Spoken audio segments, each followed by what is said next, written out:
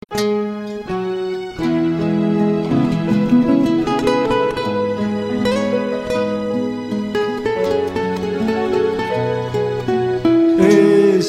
templo de amor e de paz, que ao despertar de um novo homem nos induz, te conclama, irmão, de última hora a ingressar. Gente? Boa noite, queridos amigos. Se puderem colocar ali, hoje nós vamos estudar.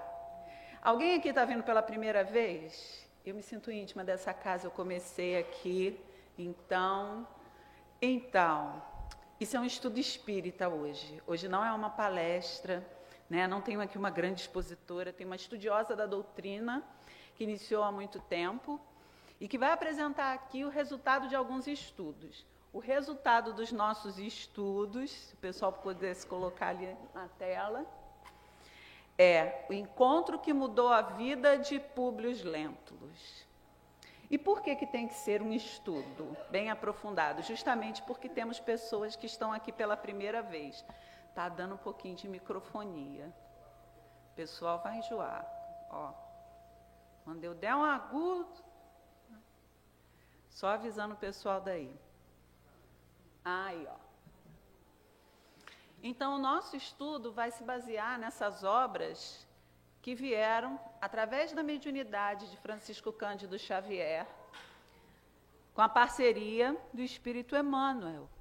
Emmanuel, aquele espírito querido, que todos nós consideramos nosso mentor. Quem é espírita já há algum tempo, mesmo quem não conhece, costuma ter à sua cabeceira uma das obras evangélicas de Emmanuel, que está com problema, quer fazer uma oração para alguém, pega aquele livrinho, o Pão Nosso, Fonte Viva, Vinha de Luz, Caminho, Verdade e Vida. Vou bem mostrar para vocês todos que tem aqui na mesa. Que são os livros da onde vêm essas páginas que muitas vezes abrem uma reunião doutrinária espírita, abrem uma reunião mediúnica, para que nós possamos nos harmonizar. Então, nós vamos entender um encontro emocionante de Públio Lentulus com alguém que todos nós queríamos encontrar. Quem é que nós gostaríamos de encontrar? Quem? O Mestre Jesus. Então, Públio Lentulus teve a oportunidade de ter um encontro com ele. Então, a gente precisa entender primeiro quem foi Emmanuel, que trouxe a obra. Ele foi o guia espiritual de Chico Xavier, segundo a gente conhece, que ditou essas obras todas através do Chico. Eu não sei ao certo quantas obras editou, mas por uma pesquisa que eu fiz, atualmente as obras publicadas de Chico estão em 525. A gente não vai conseguir nem ler 100 nessa vida. Vai precisar de mais 5 reencarnações, né, Ana Lúcia? Para a gente ler, se a gente assim for esmerado em todas as obras, em todos os textos que Chico deixou para a gente. Nós vamos falar, então, de uma dessas encarnações de Emmanuel, a encarnação em que ele foi Públio Lentulus Cornélius. É a segunda, mais antiga encarnação de Emmanuel que a gente conhece. E ele também foi um dos 72 espíritos que contribuíram para a materialização do Evangelho segundo o Espiritismo. É dele a mensagem que está lá no capítulo 11, amar ao próximo como a si mesmo, o item 11, o egoísmo, que veio em 1861, na cidade de Paris.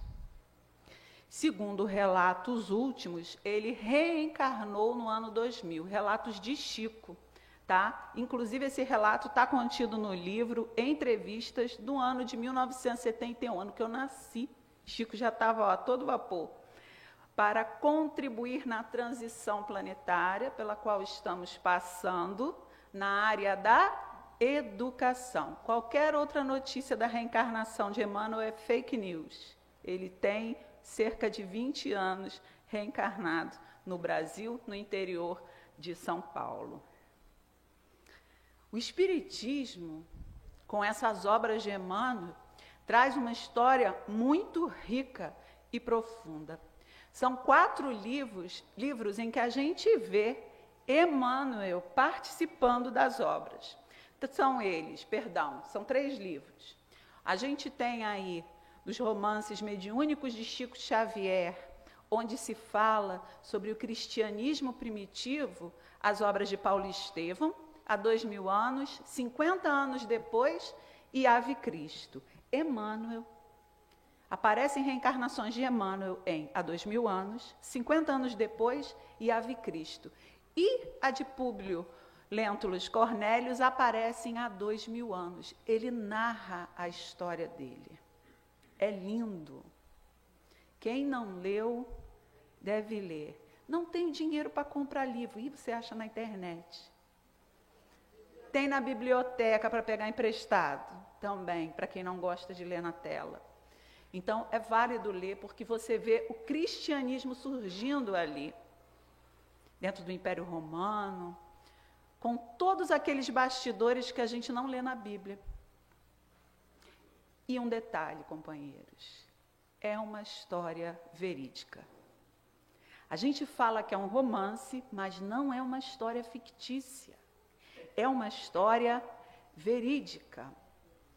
Então, das encarnações que a gente conhece de Emmanuel, nós temos a mais antiga conhecida, que é quando ele é Públio Lentulus Sura, bisavô de Públio Lentulus Cornélios, que nós vamos estudar hoje, essa encarnação dele. 90 anos depois, ele nasce como seu bisneto. Então, ele vem na mesma família. Só que Públio Lentulus Sura foi um senador romano também terrível. Era a sua face ainda mais orgulhosa. E nós vamos ver que Públio Lentulus era um homem orgulhoso, patrício romano, detentor da virilidade romana, achava-se um homem importantíssimo. E aí prejudicou toda a sua vida, a vida imortal dele, por conta desse orgulho. Então, nós vamos falar do senador romano orgulhoso, mas nobre, de caráter íntegro, já diferente da sua encarnação anterior, como Públio Lentulus Sura. Ele que compôs os famosos versos da Alma Gêmea de Minha Alma, que foi musicado e que a gente adora cantar. Desencarna em 79 depois de Cristo, vítima das lavas do vulcão Vesúvio em Pompeia. Depois a gente vê a reencarnação de Emmanuel como Nestório, depois em Quinto Varro, em Quinto Celso, e por último a gente conhece de Manuel da Nóbrega, padre que esteve aqui no Brasil. Eu estou passando rapidinho, Mário.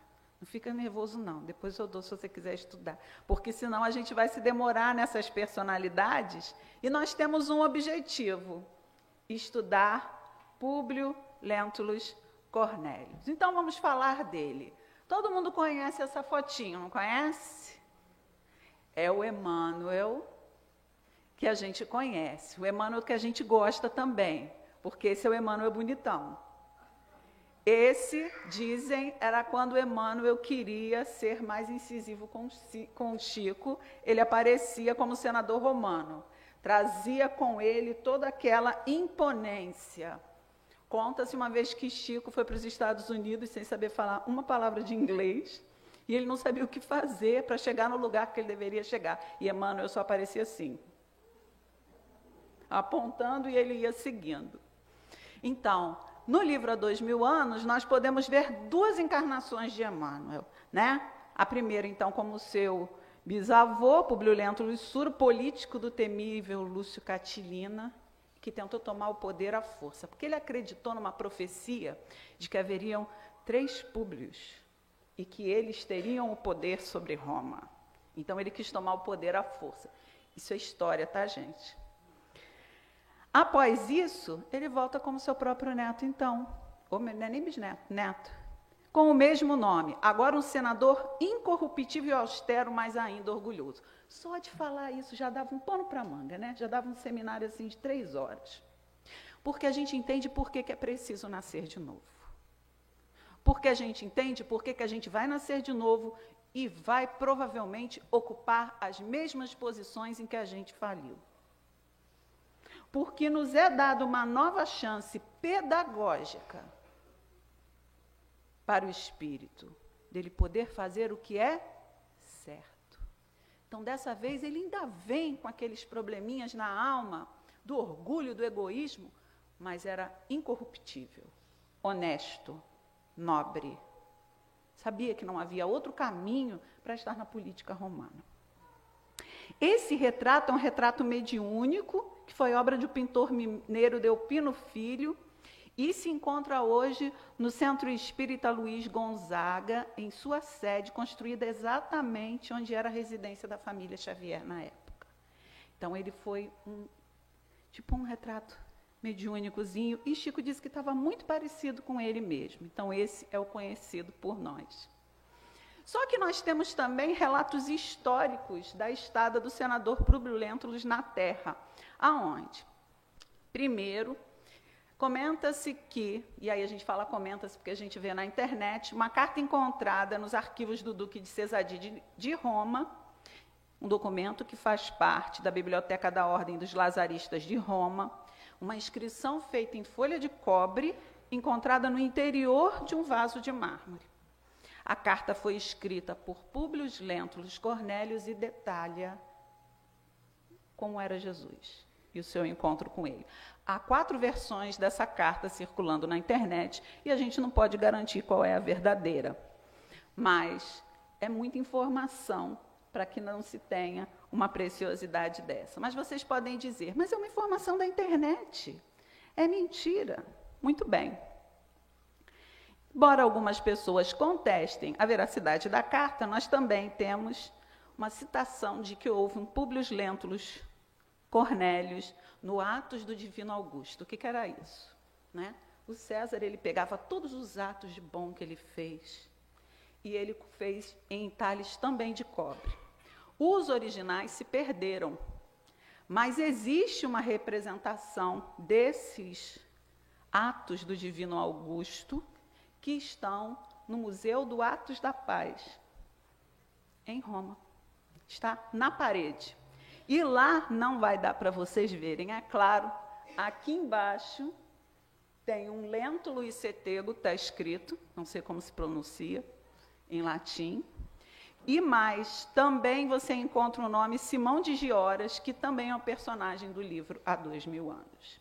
Como a gente sabe disso? Existem pessoas hoje que estudam as obras de Chico Xavier e procuram dados históricos.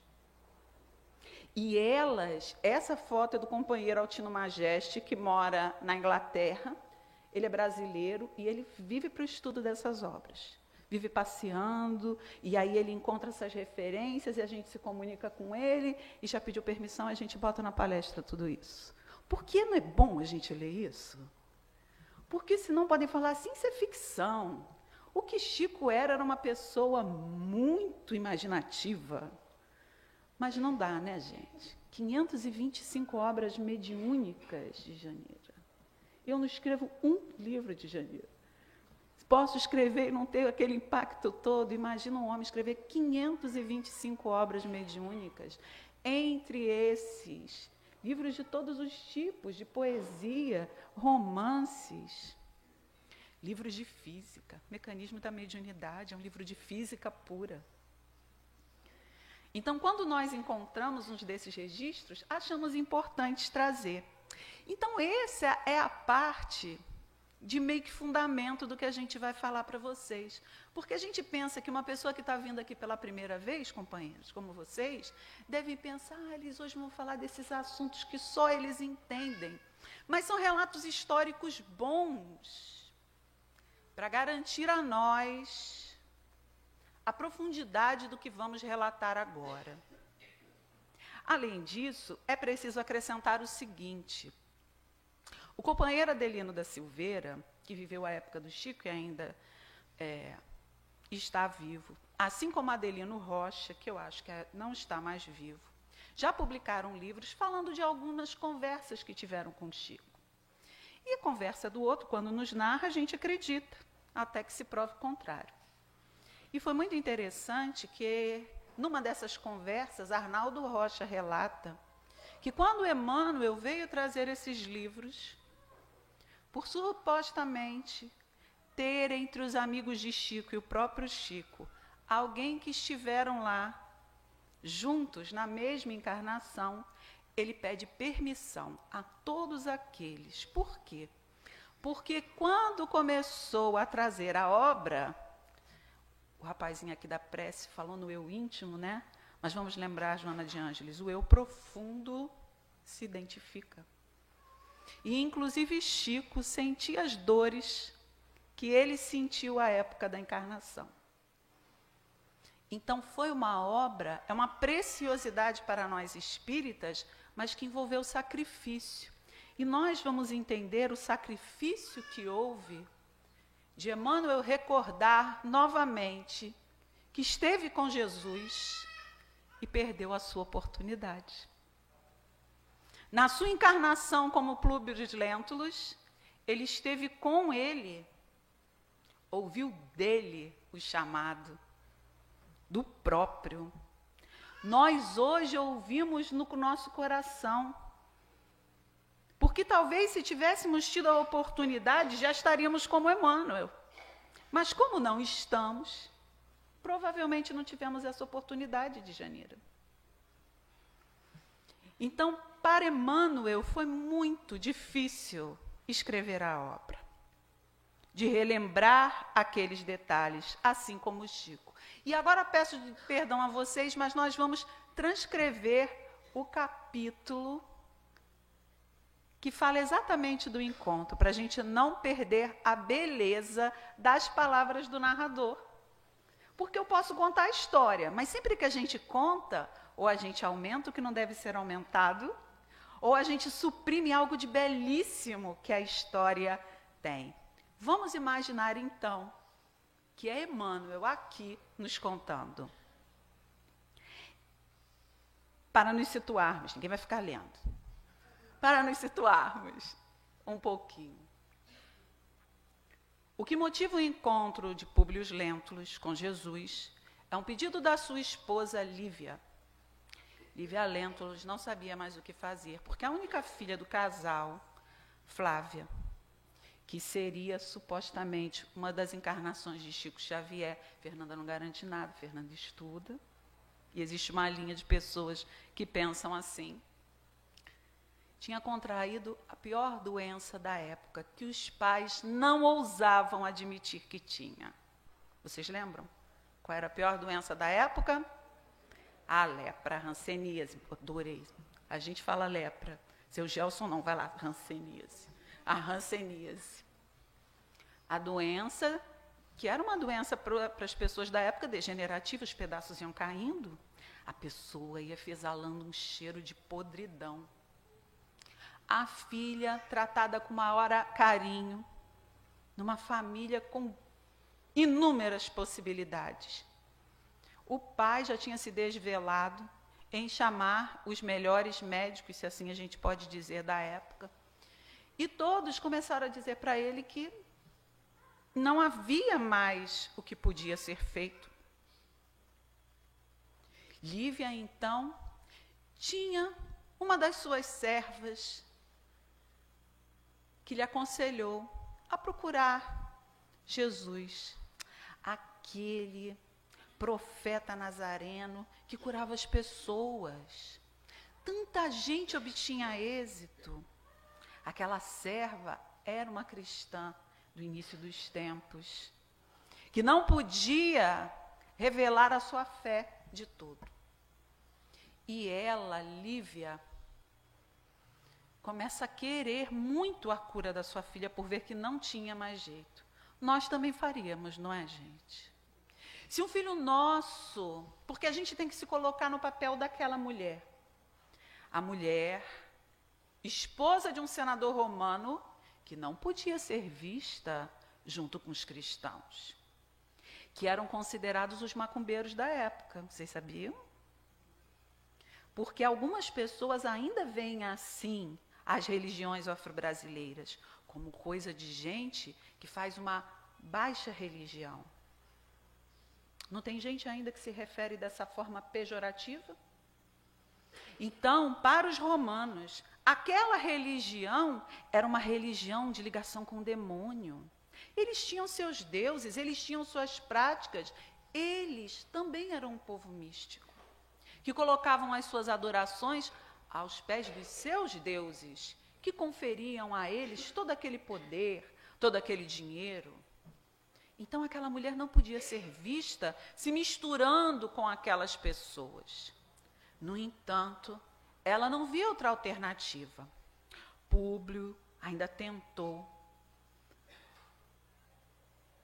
contemporizar com ela, tentar dissuadi-la da ideia. Vamos fazer uma oferta maior aos nossos deuses. Mas aquela chamazinha acendida no coração de Lívia não conseguia se apagar. E Públio, percebendo que não iria demover a sua esposa dessa ideia, resolve ele então ir procurar Jesus. Procurar esse tal de Nazareno que ele já ouvia, já tinha ouvido falar desse homem. Mas, como nós lemos, ele era um senador nobre, mas orgulhoso. Colocou a sua capa com capuz no final da tarde e foi entrando nos subúrbios da Roma para procurar aquele homem. Soube que ele andava com os pescadores. Agora a gente pode ler. E assim ele ia. Então, o que ele não entendia era o seguinte: como ele não sabia quem era Jesus, ele começou a ficar em estado de perturbação sem entender por quê. Porque o que nós aprendemos? Que nós daqui, quando oramos, se oramos bem, né, Ana Laura? Estabelecemos um vínculo com o divino. Imagina Jesus encarnado. Se você pensasse nele, preocupado ou com fervor, aquele pensamento atingia. E ele não estava acostumado com aquela vibração e sintonia. E quando ele pensou em Jesus, em só o fato dele pensar em ir até Jesus, a mente dele começou a ficar, como narra o próprio Emmanuel, incendiada e abatida. Era uma confusão, um tormento. Porque ele começou a ponderar várias coisas. Ele considerou, por exemplo, dificílima a hipótese do seu encontro com o mestre de Nazaré. Como eles se entenderiam? Ele falava o latim, a língua dos romanos, que era tida como uma linguagem superior. E ele o que falaria? A linguagem dos pecadores, dos pescadores, do aramaico, dos judeus? Como eles se entenderiam? Como ele falaria dessa forma com ele? Não lhe interessara o conhecimento minucioso dos dialetos do povo. E certamente Jesus lhe falaria no aramaico comumente usado na bacia de Tiberíades. Olha o que começou a envolver a cabeça do homem. Pensando em como ele, superior, falaria com um ser tão aquém das possibilidades do seu entendimento. Profundas cismas entornavam-lhe do cérebro para o coração, como as sombras do crepúsculo que precediam a noite. Olha como ele se sentia. Iria fazer um pedido àquele homem, por que se sentir assim? O céu, porém, àquela hora, era de um azul maravilhoso. Enquanto as claridades opalinas do luar não haviam esperado o fechamento absoluto do leque imenso da noite, o senador sentiu o coração perdido num abismo de cogitações infinitas, ouvindo-lhe palpitar descompassado no peito opresso. Dolorosa emoção lhe compungia agora as fibras mais íntimas do espírito. Apoiara-se insensivelmente num banco de pedras enfeitado de silvas e deixara-se ali ficar, sondando o ilimitado do pensamento.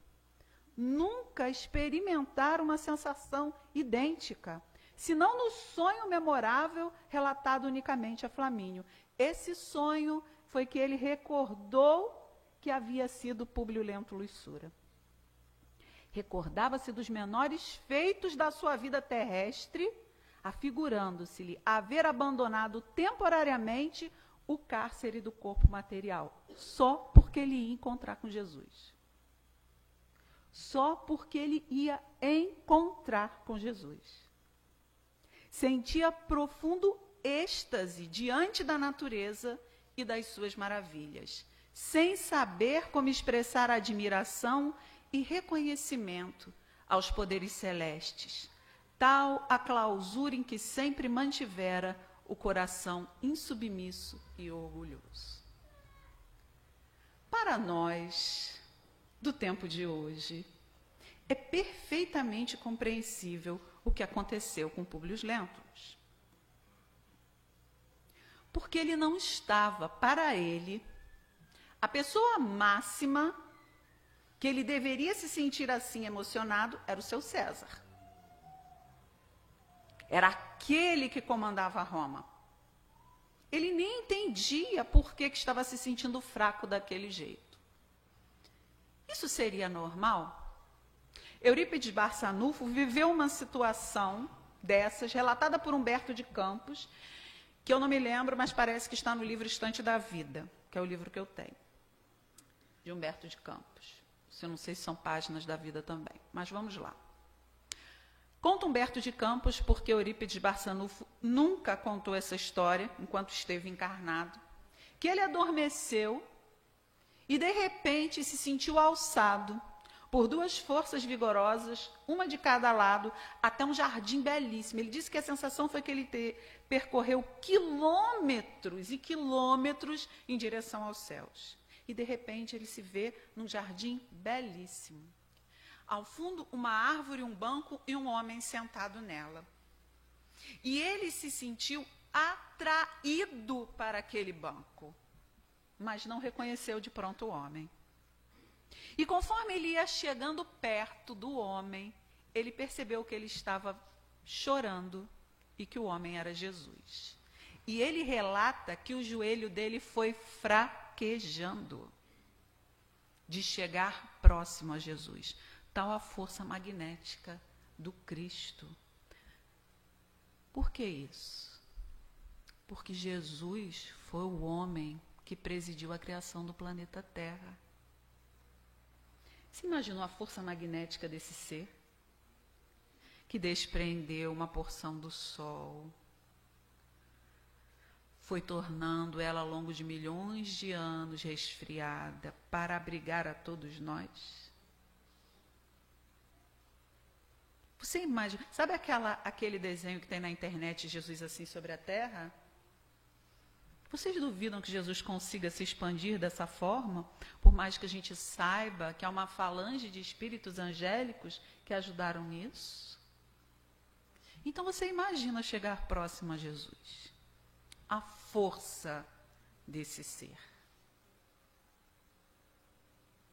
Então, era isso que o Públio Lentulus experimentava. E é por isso que todos que tiveram contato direto com Jesus, quando ele esteve na Terra, se sentem marcados de alguma forma.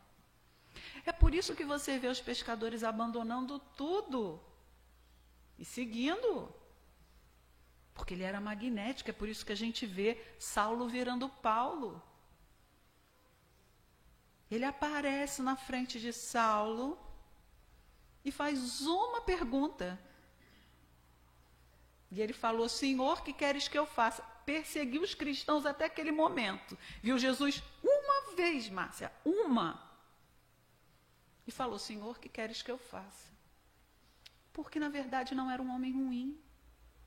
Era um homem bom. Mas que estava com um caminho desvirtuado. E assim, também nosso Públio Emmanuel, das águas mansas do lago de Genezaré, parecia emanarem suavíssimos perfumes, casando-se deliciosamente ao aroma agreste da folhagem. Olha que poema belíssimo, Emmanuel está construindo o encontro dele com Jesus. Foi nesse instante que, com o espírito como se estivesse sob o império de estranho e suave magnetismo, ouviu passos brandos de alguém que buscava aquele sítio. Diante de seus olhos ansiosos, estacara a personalidade inconfundível e única. Tratava-se de um homem ainda moço, que deixava transparecer nos olhos profundamente misericordiosos uma beleza suave e indefinível. Longos e sedosos cabelos molduravam-lhe o semblante compassivo, como se fossem fios castanhos levemente dourados por luz desconhecida.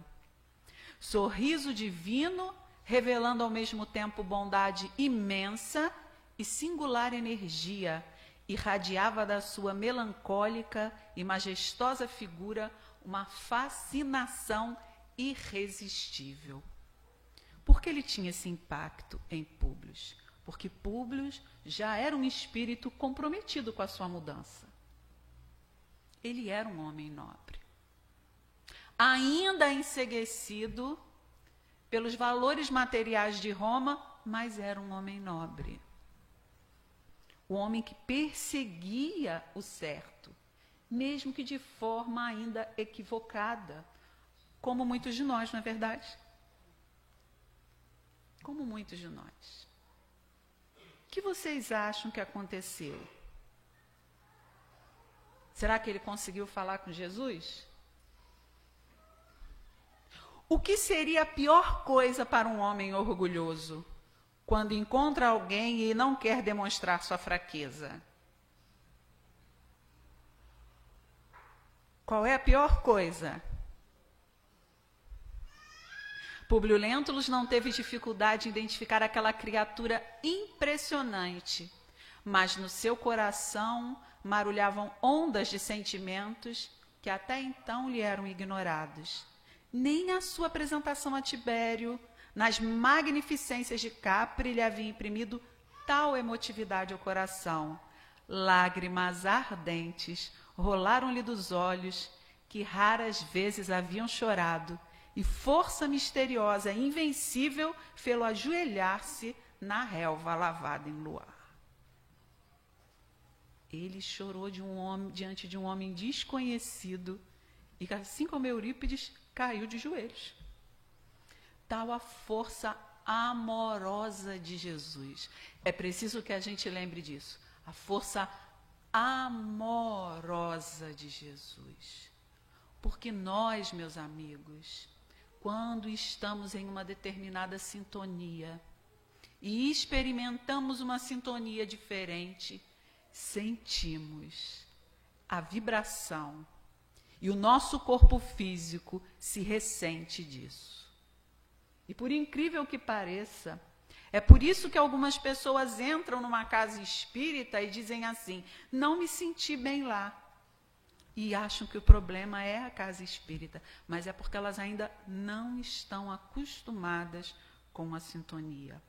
Ou podem estar experimentando pela primeira vez o desligamento completo de algumas energias que não são permitidas a entrar na casa e experimentar outras, mais amorosas, de cuidado e de amor.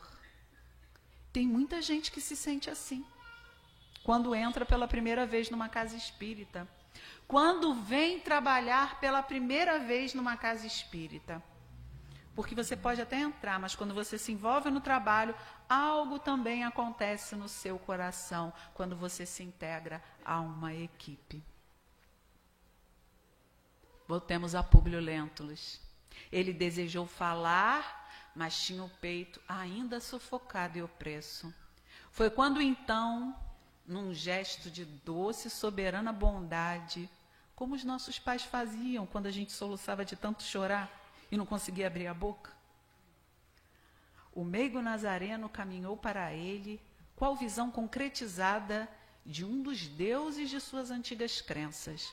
e, pousando carinhosamente a destra em sua fronte, exclamou em linguagem encantadora, que Públio entendeu perfeitamente, como se ouvisse o idioma patrício, dando-lhe a inesquecível impressão de que a palavra era de espírito para espírito, de coração para coração.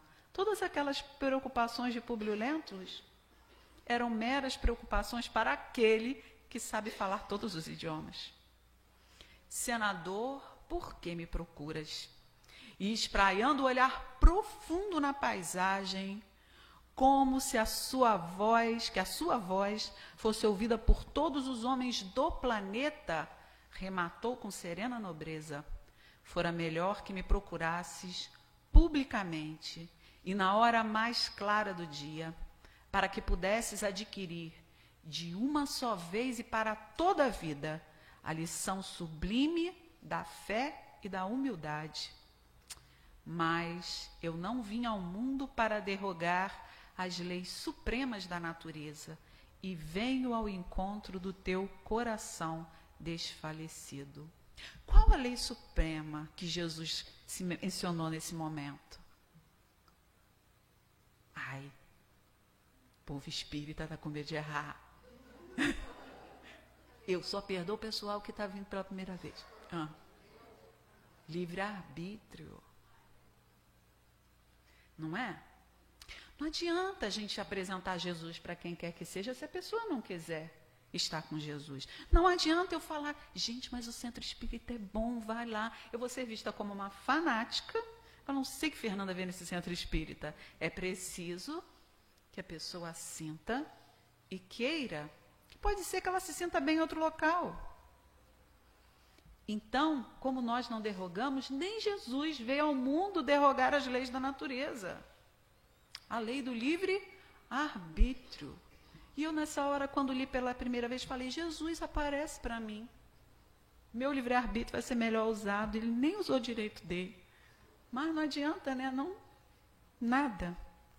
Públio Lentulus nada pôde exprimir, além das suas lágrimas copiosas, pensando amargamente na filhinha. Mas o profeta, como se prescindisse das suas palavras articuladas, nem precisava das palavras, continuou: sim, não venho buscar o homem de estado, superficial e orgulhoso, que só os séculos de sofrimento podem encaminhar ao regaço de meu Pai. Venho atender às súplicas de um coração desditoso e oprimido, e ainda assim, meu amigo, não é o teu sentimento que salva a filhinha leprosa e desvalida pela ciência do mundo, porque tens ainda a razão egoística e humana. É sim a fé e o amor de tua mulher, porque a fé é divina. Basta um raio só de suas energias poderosas para que se pulverizem todos os monumentos das vaidades da terra. Quando eu leio isso, e eu vejo que Emmanuel teve a humildade, né, Ana, de colocar isso, que ele levou um puxão de orelha de Jesus dessa magnitude, porque ele fala para Jesus exatamente o que ele é, sem ter medo de feri-lo. Ele tinha o livre-arbítrio de segui-lo, mas olha, você é um homem de estado superficial e orgulhoso. Estou aqui pela sua esposa, porque foi a sua esposa que teve fé. Eu vejo que realmente a sinceridade ainda é o melhor caminho. A verdade que Jesus prega é a dessa, é a verdade do coração, de alma para alma. A verdade que não significa que você não gosta do seu filhinho quando você chama ele e corrige, mas que você o ama profundamente, porque você vai falar assim, vai ficar de castigo sim, meu amor. E Jesus fala isso, fala tudo isso e fala assim, meu amigo. Apresenta a ele que no coração do Cristo ele já era envolvido no seu carinho, na sua amizade. Jesus nos dá lições maravilhosas de como nós devemos ser, que nós precisamos andar nos seus passos. pessoas firmes, pessoas que não têm medo de usar a verdade, mesmo que as pessoas não ajam de verdade conosco.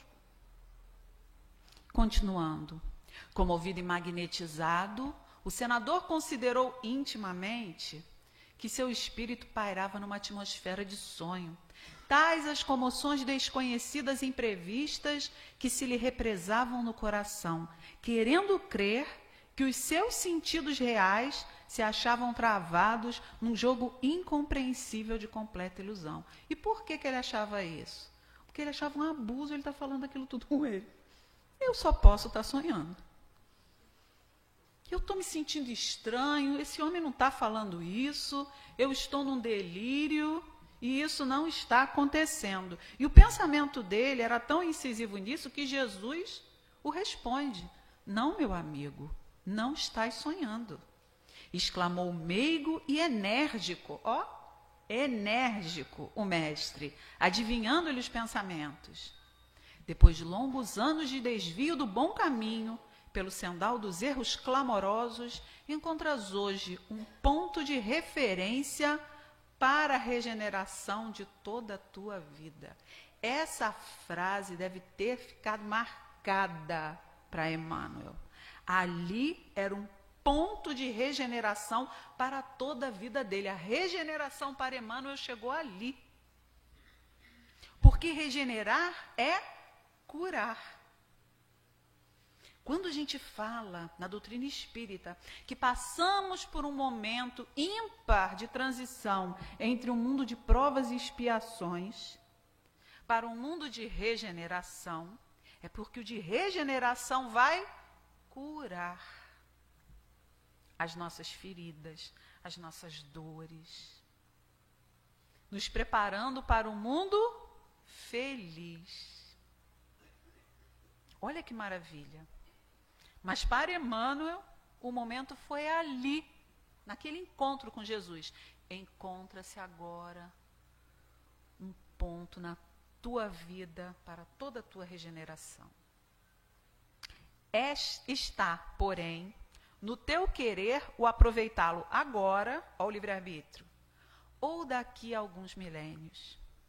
Se o desdobramento da vida humana está subordinado às circunstâncias, és obrigado a considerar que elas existem de toda a natureza, cumprindo as criaturas a obrigação de exercitar o poder da vontade e do sentimento, buscando aproximar os seus destinos das correntes do bem e do amor aos semelhantes. Soa para o teu espírito neste momento um minuto glorioso, se conseguires utilizar tua liberdade para que seja ele em teu coração doravante um cântico de amor, de humildade e de fé na hora indeterminável da redenção dentro da eternidade. Mas ninguém poderá agir contra a tua própria consciência, se quiseres desprezar indefinidamente este minuto ditoso. Pastor das almas humanas, desde a formação deste planeta, há muitos milênios venho procurado reunir as ovelhas tresmalhadas, tentando trazer-lhes ao coração as alegrias eternas do reinado de Deus e de sua justiça. Imaginem, meus amigos, que Jesus fala isso nesse momento para cada um de nós aqui. Soa para nosso espírito neste momento um minuto glorioso. Se nós conseguirmos utilizar a nossa liberdade para que esse momento seja em nosso coração um cântico de amor, de humildade e de fé. Na hora indeterminável da redenção dentro da eternidade. Na hora indeterminável da redenção dentro da eternidade. Quando foi o nosso momento glorioso com Jesus? Quando foi o momento em que nós sentimos Ele mais próximo de nós, a nos chamar enérgica e amorosamente para a nossa transformação? Para que tomássemos a nossa vida de forma diferente, para que olhássemos ela com responsabilidade e colocássemos a nossa vontade humildemente, subordinada às verdades maiores da vida. Esse é o cântico de Jesus para nós. Amar a Deus acima de todas as coisas, das nossas verdades, dos nossos quereres. E amar ao nosso próximo como nós nos amamos, querendo para ele o mesmo que gostaríamos de obter. Isso frearia muito dos nossos impulsos, ainda irrefletidos na direção do outro, que muitas vezes fazemos com a única vontade de magoar o nosso semelhante. Quem de nós, nesses tempos difíceis, não vive esse momento? A humildade vem daí, em a gente fazer o certo, mesmo que o nosso coração esteja vibrando para fazermos o contrário. Não é humilhação, é humildade. Derrotar o homem velho que habita em nós é o compromisso que cada alma neste mundo tem. Não só Emmanuel Públio Lentulus, ele derrotou. Ele já se encontra numa outra situação, mas nós ainda caminhamos aqui, na terra, às vezes sob o peso dessas forças que nós sintonizamos com a nossa vontade e deixamos guiar as nossas vidas. Públio fitou aquele homem extraordinário, cujo desassombro provocava admiração e espanto. Humildade? Que credenciais lhe apresentava o profeta para lhe falar assim, a ele, senador do império, revestido de todos os poderes diante de um vassalo? O primeiro pensamento dele quando Jesus falou foi o da rebeldia, não da humildade.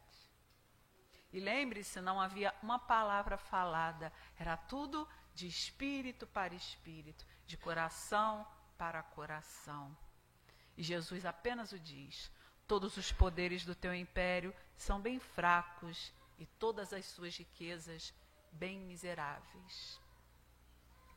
As magnificências dos Césares são ilusões efêmeras de um dia, porque todos os sábios, como todos os guerreiros, são chamados no momento oportuno aos tribunais da justiça de meu Pai que está no céu.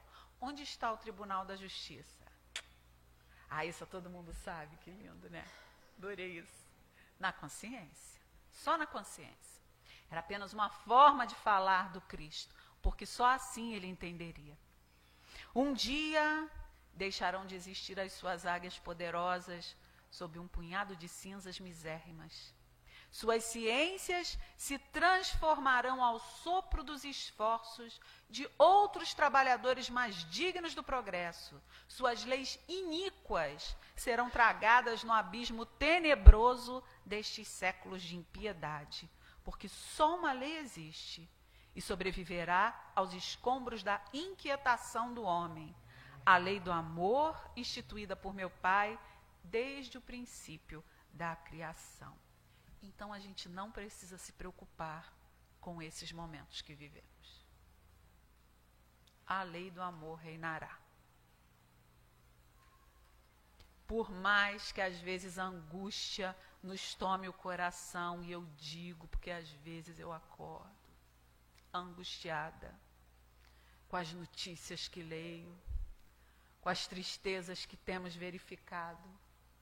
Tem sido momentos terríveis.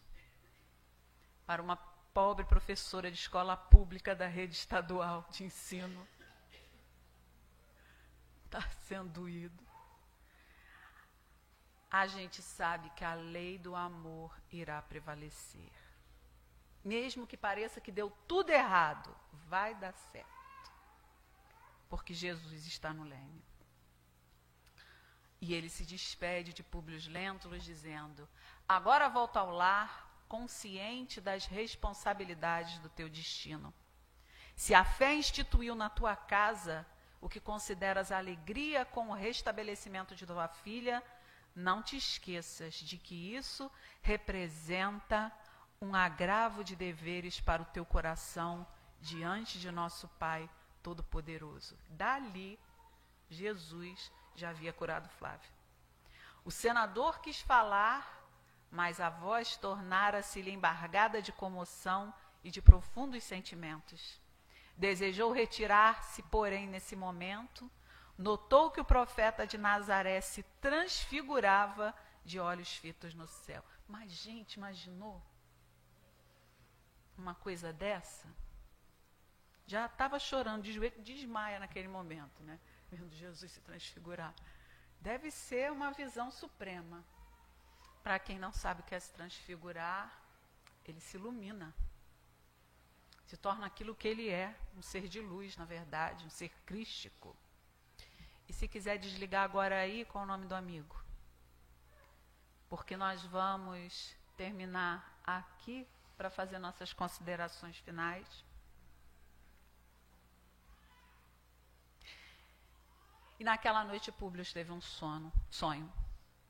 Ele sonha que se encontrou novamente num tribunal, onde vários dos seus orientadores espirituais dizem que ele escolheu o pior caminho naquele dia, como Jesus lhe asseverou, porque ele não o procurou na luz do dia, porque ele não foi com a sua fé, foi com a preocupação de não se expor, de não expor a esposa Lívia.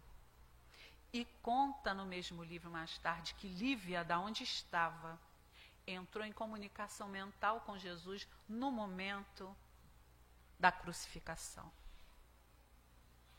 E diz Chico, mais tarde, aos companheiros que estavam com ele, na verdade ele falou isso para... Como é que é o nome daquele? Esqueci agora, gente. Hermínio... Não, foi Miranda não, foi o outro, que é o pensador. Mas vamos lá. É porque é sempre assim, a gente esquece às vezes na hora. Que Lívia nunca mais reencarnou. Lívia, naquela reencarnação, alcançou uma possibilidade em que ela nunca mais precisou reencarnar, e Chico garantiu isso a ele. E que ele, em 1940, ele, Chico, estava com uma tuberculose que ia lhe dificultar, e um dia ele sai de manhã para trabalhar, porque Chico era assim, continuava trabalhando, e ele olhou para o céu e ele viu uma estrela do lado do sol, que tinha uns raios diferentes. E perguntando a Emmanuel, ele falou, foi Lívia que lhe curou naquele momento, da sua tuberculose, porque é necessário que você termine sua obra. E quando a gente lê isso, a gente pensa, o que falta para mim, estou falando de mim, fazer a mesma coisa? O que falta para cada um de nós tomar as rédeas do caminho certo na nossa encarnação? Porque o meu caminho certo é diferente do caminho certo de cada um de vocês. É ter a mesma orientação, sem que sejam os mesmos passos. E hoje nós temos aquele Públio Lentulus como Emmanuel, o mentor de todos nós. Aquele que nós podemos até não pedir em oração, porque a gente está procurando onde ele está. Atentos, cadê ele que está aqui no Brasil, em São Paulo, mas a gente não sabe onde. Estamos querendo ver esse menino expoente na educação. Não, Paraná não, isso é fake news, ele está em São Paulo. São Paulo, tem 20 anos. E a gente está procurando no nosso coração, mas já feliz que existe vários seres iluminados conosco aqui ao nosso redor e que vão impulsionar a regeneração. Meus amigos, leiam um livro, não vou falar para ver o filme, porque não tem filme, né, Janeiro? Mas leiam um livro, aprofundem-se, porque é belíssimo a gente descobrir a história do cristianismo na voz daqueles que viveram aquela época. Que tenhamos uma semana de paz, que possamos repensar em Jesus nas nossas vidas e como estamos colocando os seus ensinamentos em cada partezinha, em cada momento da nossa rotina. Muita paz a todos.